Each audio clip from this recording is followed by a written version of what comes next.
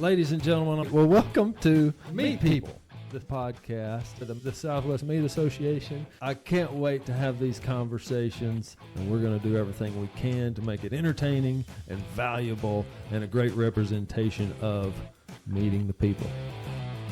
We're off. Here we go. It's really going to be super enjoyable for me. I would bet big money whoever listens is going to enjoy it. Okay. Now, why I say that about myself is I'm talking to a lady named Karrie Menz. So we already talked about it, and then I messed it up. Anyway, here at Surlean Feeding People, Foods, yep. Surlean Foods. And in fact, I really don't know Karrie, and I really don't know Surlean Foods. So okay. I get to be curious, which is I love to be as the host of Meet People, and anybody that's been listening to the first few episodes, you already know by now, this is the SMA, Southwest Meat Association's podcast called Meet People, because they are meat people, and we're going to meet them, and it's a great play on words. So everybody, welcome to the show. Thank you so much. Karrie, thank you for your time today. Really, absolutely. I fully appreciate while we sit here and talk, you're getting emails and text messages and things that need your attention, but you're taking the time to share with us, so I really appreciate it. Absolutely. Now, I looked around on the internet a little bit. I'm like, okay, who is Karrie? How could I introduce her? What's her bio? And then, my old professor or teacher would be so disappointed that I haven't built one and been the kind of host I should be. But what I thought would be more fun is let you tell me, because I'm interested, like, where are you from? How did you get into this industry? And then we're going to jump into Shirley, where your, I almost said propensity, but it could be that, where your interest in serving the SMA Association in the ways and the capacities that you do. So we got lots of stuff to talk about. We do. Yeah. So, just Karrie Menz. I grew up in a little town in central Texas called Fredericksburg. Which sidebar. We've both been talking about the peaches and how cool Fredericksburg is and family reunions. Absolutely. It was a great little town to grow up in. And just I'm from most of us in SMA grew up in a small farming community, cow-calf operation with my dad and my family, and hunting, making sausage. That's the German way, right? That's what I grew up with. So I think the meat industry for me started as a little kid, because we still do it. We still get together today, to make all that homemade deer sausage and everything. We've changed the recipes a lot over the years, but we still get together to do it. But left there, went to A&M, just kind of fell into the meat science program. It wasn't something I had planned. I had friends that were on the judging team, and they were like, Karrie, you should take this class, and you should, try out for the meat judging team. It's a lot of fun. If nothing else, you'll make friends, and you'll get to travel. And so I was like, what the heck? I'll do it.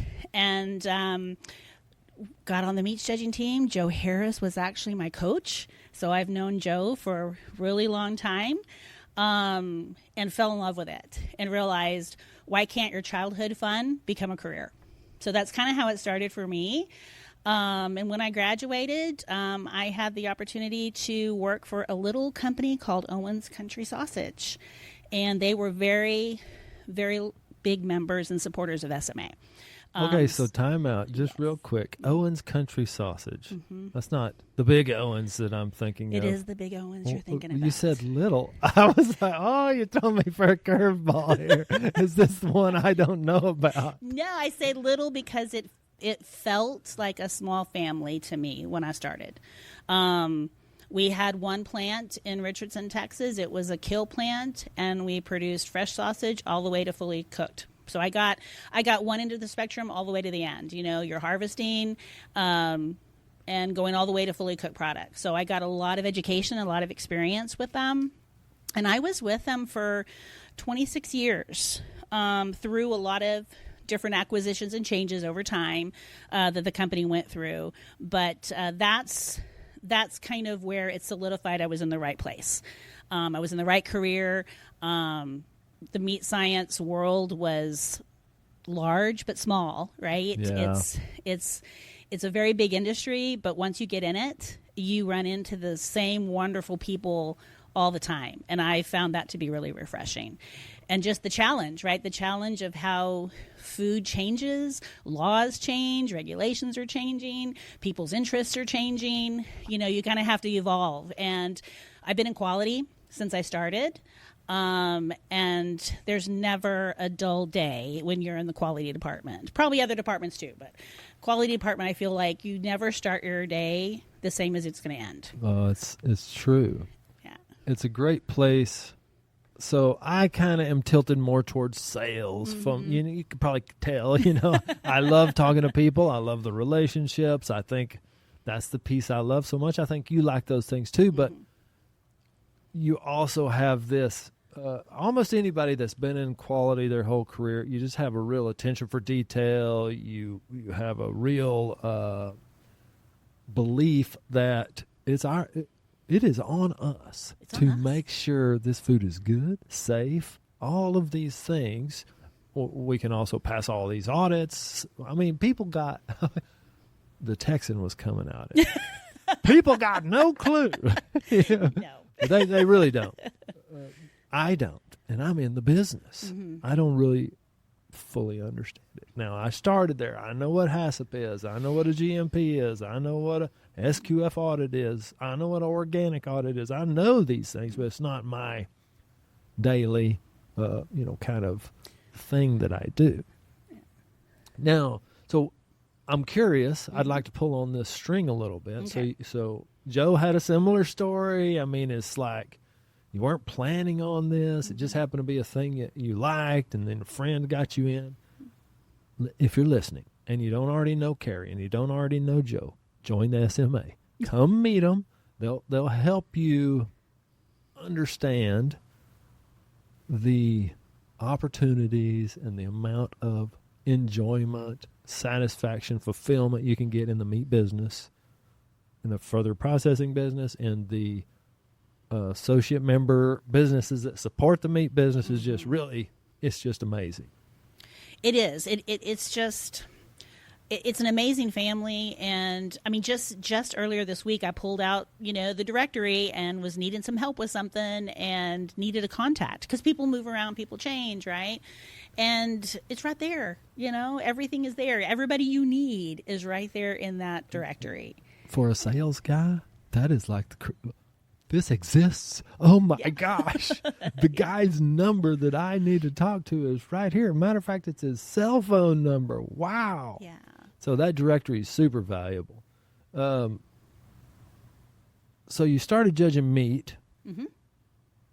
When did you start even understanding there is a quality and a food safety piece to this puzzle? I think during that time frame, right? I mean, we had to go into multiple harvest facilities to practice, right? We were traversing Texas and the Midwest, and every time we went in, there was rules, right? You had to follow GMPs, you had to follow certain rules. I remember Joe might remember this. It was a very cold night in Abilene, Texas, and he wasn't real happy with how we were performing. And so we stayed in the cooler really, really late. And they had some hams put out for us for a class. And we didn't have the table set up good. We didn't have things covered. We were touching things we weren't supposed to. And we probably almost got kicked out of that facility. So I think then it kind of clicks that, oh, yeah, there's some stuff that's happening, right? And then I started taking a lot of the other meats classes. I had Dr. Keaton's processed meat class. I had Dr. Miller's advanced meats class. And both of those classes had strong emphasis on quality and food safety because that's when HACCP was coming. Yeah. So specifically, I can remember in Dr. Miller's class having a lot of conversation about what does that mean? What does that mean for industry, right? It's an overhaul, right? It's basically overhaul of regulations. And I think that's when it kind of hit me that, this is going to be kind of challenging. I'm kind of interested in this. And I'm not a production-minded person. I pay more attention to the detail. I'm not as much into the numbers. That doesn't come easy to me. So, and then when the opportunity at Owens came available, it was a quality position. So I was like, okay, well, Yeah, I'm gonna take it. It's as good a place to jump in as any. Exactly. Yeah.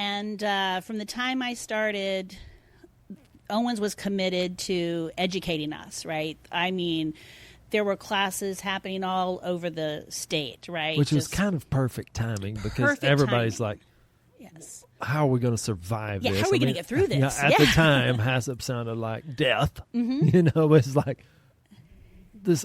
I mean, change is always kind of feels that way. Change feels that way. And I think like understanding the mentors that I worked under, they were scared, they were apprehensive. Us that were coming into the industry at the time, we knew about it already, and we kind of knew the whys behind it. I don't think we were as scared as our folks that we were coming into to mentor, right? They'd been dealing under that direct command and control with USDA for years. That's all they knew. And I didn't know it yet. I experienced it when I first started, but we were in transition. And so I don't think we were as scared. I think we were more scared of what the government was going to do with it than what we were going to do with it. We knew what we needed to do, but how was the government going to, how was that transition? Actually let us? You know, that's kind of the question sometimes. Yeah. I mean, there's a huge portion of the people listening that are operating plants and have inspectors and all, and you understand they're a partner, but they're also the biggest stick. Yes. You know, Yes. so you know, Grandpapa USDA can say, "You're done. We're not doing anything else till you fix that." Yeah, and we're not going to show up again tomorrow until you all, tell us you're ready. all of those things, or you know, we've been through them at Peterson's. Just, I can't even remember the acronyms, but you'll get kind of the higher up USDA person coming and taking a look, and which I'm kind of. I don't like people getting in my business, you know. I'm kind of like, I'm protective of it, and I can understand other people being that way. But then you go through it a couple times, you're like, oh, well, that wasn't that bad, actually. Yep. And when you have great people like Karrie and Natalie at our plant that are like kind of have stuff together, it's really easy because you're like, hey, just ask them. Go get with them. They'll take care of you. Yeah, that's right. And you do too because you do it daily. It's like you have a culture of we're going to do things the right way, and yes, then when it's like an audit, if you can't pass an audit, there's a problem. You're not running your business the right way. When the audit comes, if you're running your business the right way, you pass. And I think HACCP kind of helped us. You know, quality culture is a big word right now, right? When you talk about audits and things, you know, quality culture is like the big buzzword now. But I think HACCP kind of started the process for companies to have a culture. You know, they could determine what their culture was going to be. And I think a lot of serious companies, like who we deal with in SMA, that are committed to doing things the right way for their customer, it fit, right? I have control to run my business the way I need to for my product and for my customer. Oh, and by the way, yes, we're going to do it safe, because if I don't do it safe, that's going to affect my customer. It's going to affect my business. And then that just builds and builds on that culture, right? So everybody owns a little bit of quality and food safety, whether you're the operations guy, you're the maintenance guy, the sanitation guy, the sales guy, the sales guy. I mean, if it's not, it will kill a sale in a second. Yeah. If you don't have consistent quality, consistent safety. And that's one thing, too, I learned early in my career for being in quality was those sales guys were like my best friends, still are today, right? I mean, because I need to provide them information so they can go out confidently to say, absolutely, you need our product. These are the reasons why. This is what we're committing for you. This is, you know, and they're the first ones to come back. And if they see a problem in the field or if they have a problem with the customer, I want to know about it. You know, well, we can't fix it if we don't know. That's right. And they're going to be screaming, too, because who's dealing with that pain? The sales person. So they want it gone. And so they're, you know, it's a great illustration. I'm so glad you brought that up because it is. Everybody listening knows it. Maybe not everybody. There could be some people that don't know it yet.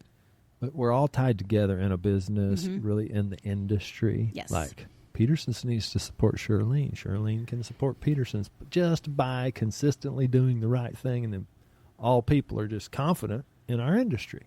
Well, and I think that's what's huge, and I think that's what SMA helps with is, food safety is non-negotiable and it's non-competitive, right? Yeah. I mean, we got to share all the best practices that we can, because if one person in the food industry has a recall, it affects all of us. I've been through a couple in my career. They're not fun, but not only did it affect our product, it affected the product next to us, because if they're saying, oh, we're going to recall this brand, well, that brand of the same product sitting right next to it, people aren't going to buy it either. They're moving over to something else. If our sausage product was under a recall, the name was out there, well, they're not going to go buy pork sausage. They may go switch to bacon. They may go switch to turkey. They're going to switch to something else until we build the confidence back. So that doesn't affect just our business. It affects all of us. Confidence and trust. I mean, it's the thing you have to protect. Yes. Like my old pappy told me, right now you have all my trust.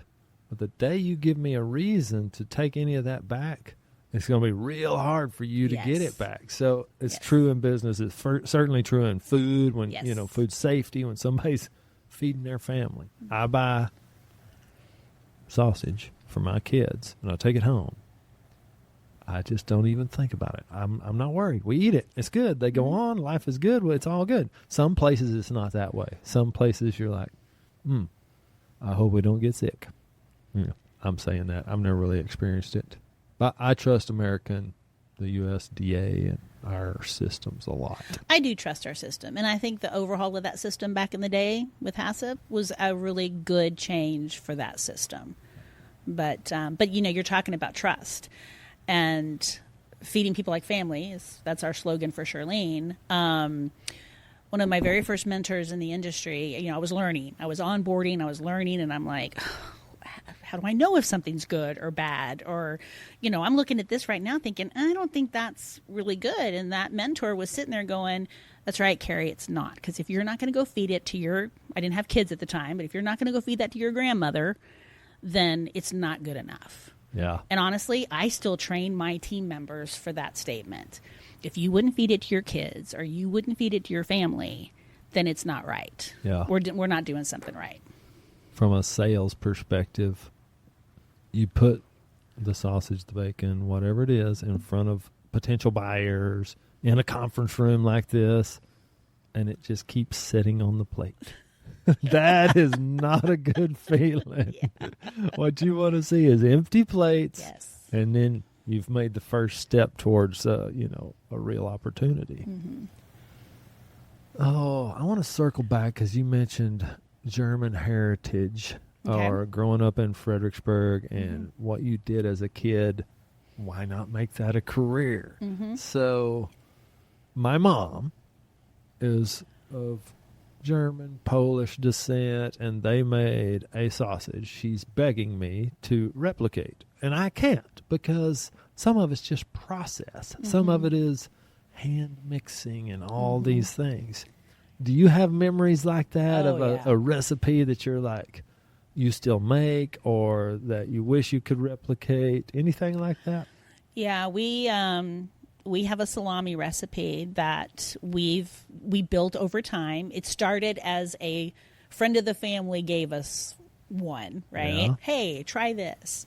And we just kind of built on it over the years, where we found, and we have I would call it our sausage Bible.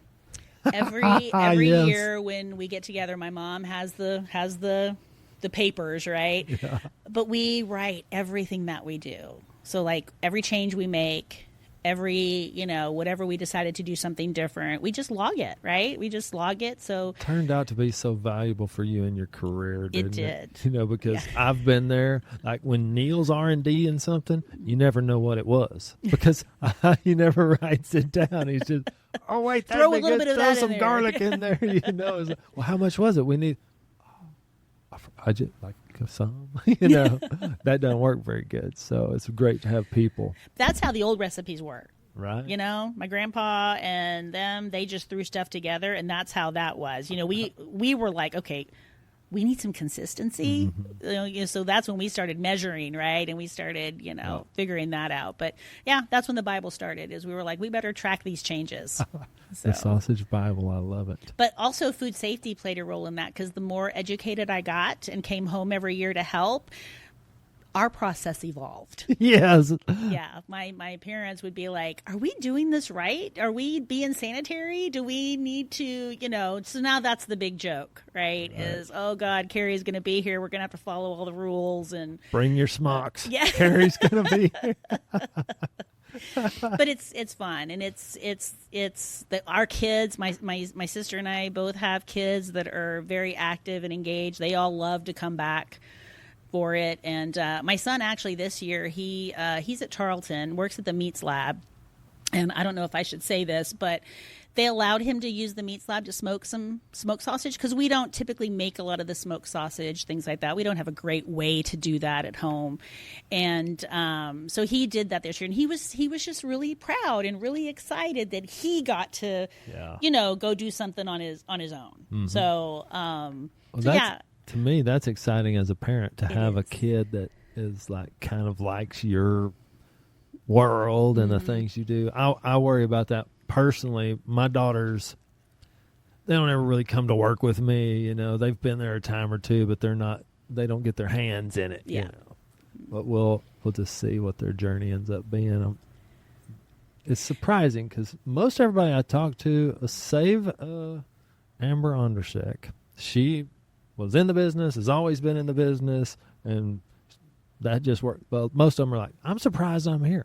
I'm surprised I'm here. I was not planning on being in a processing plant, had no clue. Like my first day, they said, come to work, know what HACCP means. And I said, is that a word? I don't know. I had no clue. So anyways, lots of fun, lots of just fun memories talking to you, even about my own family. Okay, so what do you do at Surlean? I mean, not what do you do, we know that. What does Surlean do as a company? So Surlean is a family-owned business. We now have fourth-generation family members involved in the business, which is wonderful to see, right? It's hard to make happen. It's hard to make happen. It is impressive when somebody does. And when I came to Surlean 6 years ago, and when I came, I knew a little bit about the family, just because they L&H Packing out of San Antonio was the original business. Okay. And that is where we used to haul our cull cows. Okay. So when I was researching them, potentially move to the company, I didn't know Surlean and that relationship until I started doing that research. And so when I did that, I was like, oh, well, I know a little bit about the family. Yeah. And but it's a great organization. They care about the family business and keeping it together and keeping it for those next generations. So bringing on that fourth generation, I feel like, okay, we have a big responsibility to mentor them, right? Because they don't know. I mean, they know a little bit. They've seen their family in it. Sometimes they think they should be the boss and they really shouldn't yet because they just don't know, but sometimes they don't. It's like this crazy, how's this going to work? Yeah. And you got to help. Yeah, and so it's an amazing process, but I just feel like the goal of the business is we might have some stock recipes or stock items, but we're in the business to produce food for somebody else, right? Typically, we're matching a formula, or they come and they work with us on something they want. Because we service quick serve restaurants mainly, fast food type operations, that side of the world, and a lot of them already have something they're serving. And so, we either match it or help them build something. We have a lot of long-term customers where they'll come to us for like a limited time offering, right? Hey, we want to put something in, this next quarter or whatever. And we've done a lot of development work for them on those offerings. And those are always fun. Those are always fun for the sales guys because they're selling something new. Sure. And the R&D guys, right? Because they get to work on something else. But That's what we do, and we're very passionate about treating our customers like family. Yeah. And that's where our slogan comes from. We treat our employees that way, treat our customers that way, and it feels like family. Yeah. I'm thinking of your business model and matching formulas and all, these things. Oh man, that's hard to do sometimes. And sometimes it's, and you're kind of like, well, just change your, come on, XYZ customer, just change your. Right. We can make it better for you. Yes. And then I'm learning recently that is a major ask because they have to, it just sets off a chain of events for them that is painful or unnecessary or whatever it is, and they just don't want to do it. So you got to figure out how to match it. Yeah. Or get real close and keep the same nutritional, all these kind of things. So I'm learning recently kind of that y'all are pretty awesome if you're able to do that because it's not easy. Well, I'll tell you, we got some pretty talented folks in that world. Our chef and our commercialization team, pretty phenomenal. Yeah. They understand ingredients. They understand our customers really well, which helps, right? Yeah. When you really know and have built that relationship with the customer, you kind of can think the same way that they do.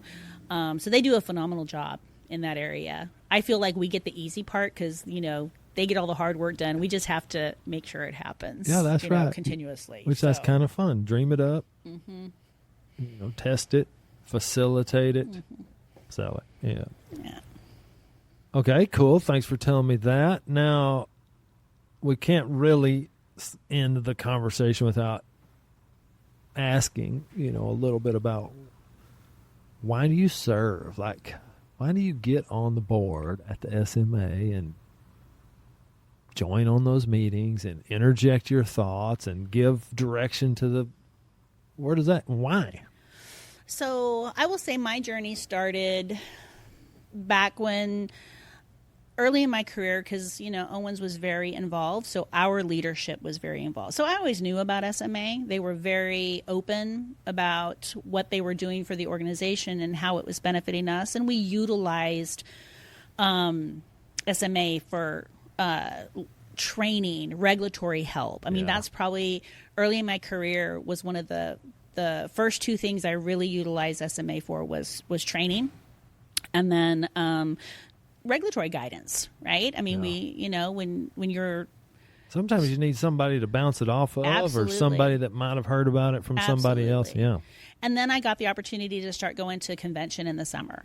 They were like, Karrie, you need to start coming to convention. You need to be listening to the speakers. We need to get you more engaged. So I was given the opportunity by by Owens at the time to start attending and just actually, oh, I know these people. Oh, hey, we met at, this class or whatever. And, oh, we use your services, right? Yeah. Oh, hey. And so you kind of start seeing those people and engaging with them in a different environment. I think that's what was key for me, was starting going to convention. And then I really saw the impact. I said, oh, I get it. These are kids that are getting the scholarship money, right? And then so that's kind of how I was for many years. And then one day I got a phone call from Joe just out of the blue asking if I would be interested in potentially joining the board. And I was like, why not? Yeah. I'd already been helping with the Friday night dinner. I was on that committee for several years. That's how they hook you. That's how they hook you. And I'm going to tell you right now, George Hyde and Jason Holcomb. Those are the two that got me hooked into being on committee. But it's a great way to kind of get a feel for how everything flows. Yeah. Right. I learned so much those first few years just helping with that Friday night event. So then when Joe asked me, he goes, would you consider, sitting on the board? I was like, I need to do this. Yes, I would consider doing it, because when you see the effect that the organization is having with your own experience, with the company that you're working for, and also then what they've been doing for all the younger generation. I mean, these are our next leaders. Yeah. Right? You got to start growing up some future. Yes. Because it's hard to just hope it shows up. You need to kind of be putting some work into it. Yeah. And by that time, my kids were starting to get a little older, and you're growing in your company, right? I mean, I was moving up in the company and realizing there's more to everyday life than just the job you're coming to every day. And part of that is service, right? And just giving back to an organization. And so that's how it started. And then once my tenure ended on the board, they invited me to move up to the executive board. And I was actually really apprehensive. I was like, do I have the time commitment? I really don't know what I'm getting into. I've never served on this kind of board before, all these things going through my head. And I was like, well, Karrie, but if you don't do it, you're not going to know. And why not continue the path, right? Why not continue? You might have something that helps. You might have a different experience that can help the organization. And so at the same time, I had been moving between one company to Surlean. So I was leaving, the Owens and Bob Evans world and coming to Surlean. So that was one of the things that I, when I was interviewing with Surlean, I was like, this is one of the things I've committed to. Yeah, I've committed to this, and they were like, oh, absolutely. Yeah. We absolutely support that. We've been members. We will continue to be members. And yes, we absolutely support you to stay on that trajectory. So I learned, and I'm still learning. I think that serving this organization, you really want, if you get on the board and you go through the meetings and decision making, I feel like I've grown professionally by doing that. But also, I've gotten even closer to a lot of the members and people that I may not have been doing business with. But now being involved there, I was exposed to a lot more of our members. Sure. And it's been wonderful. We've done a lot of things, right? We've kind of looked at the different way of the name, right? Yeah. How we're going to do that, and our strategic planning efforts. So I feel like even the time period that I got to sit on the board, there was a lot of change during that time, good, positive change, that I'm grateful to have been a part of. I don't know you well. I mean, this is the first time we've ever talked. Yep. And just sitting with you in the same room is a good energy. Like, you have a good energy. I bet money you get stuff done. And that's the kind of people. That's why you're getting invited to be a part of it, because you get stuff done with a thoughtful position, and you're humble to me in the way you talk about what you've done and your accomplishments and these kind of things. But I see also confidence. Like, hey, I've been doing this. I know what I'm talking about. This is what I think. Now wait, time out. Everybody pause. Wait, I'm telling you, this is important. So I think I'm saying kind of putting some words into the SMA group's mouth, but I'm pretty sure they'll agree. Is just really thank you. It's really awesome. Thanks for sharing that. For other people who are sitting there, who are super talented, hardworking, kind of get on a committee. Okay, cool. That wasn't that bad. It didn't really take me away from my job too much. Work yourself on up.